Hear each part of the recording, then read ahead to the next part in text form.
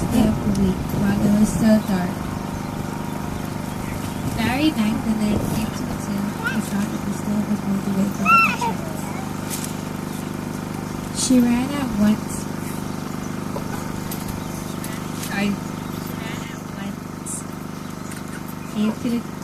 She ran at once to Simon Peter and to the other disciple and said, "They took my master from the tomb. We don't know where they put him." Peter and the other disciple left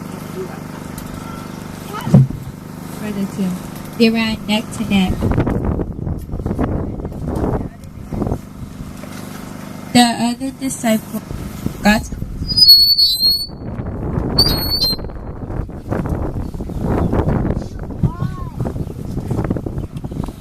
the tomb first, outrunning Peter. Stooping to look in, he saw the other piece of linen cloth lying there, but he didn't go in.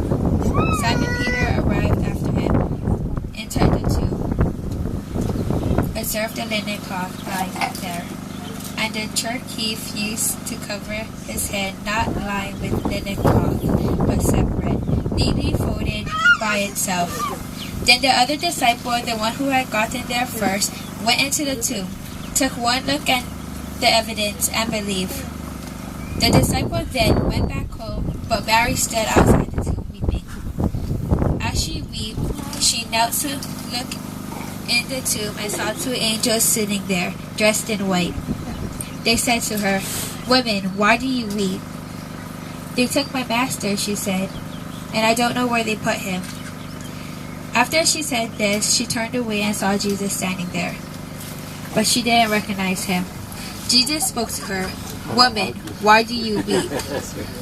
Who are you looking for?" She, thinking that he was the gardener, said, "Mister, if you took him, tell me where you put him so I can care for him." Jesus said, "Mary," turning to face him. She said, "Teacher." Jesus said, "Don't cling to me. Go to my brother and tell him, I ascend to my Father and your Father, my God and your God." Mary Magdalene went telling the news to the disciple. "I saw the Master." She told them everything he'd said to her. You know what happened to Jesus? What happened?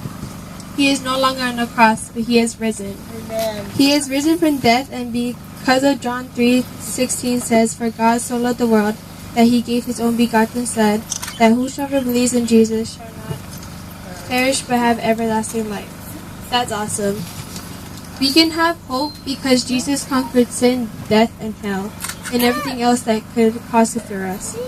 John 10:10 says that the devil comes to steal, kill, and destroy. You don't have to let the devil control your life any longer. You can have a life that live. You can live for Jesus and he will protect you. All you have to do is pray. Jesus, I believe that you died on the cross for me and took all my sins away and took all my sickness and disease. Come into my life and be my Lord.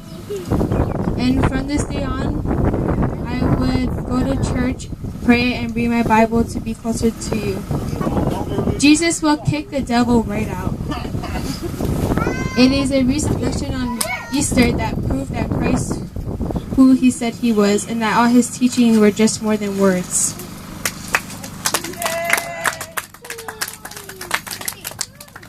Wasn't that awesome? Yeah. Did you see that? So cute. Like the color. Yeah.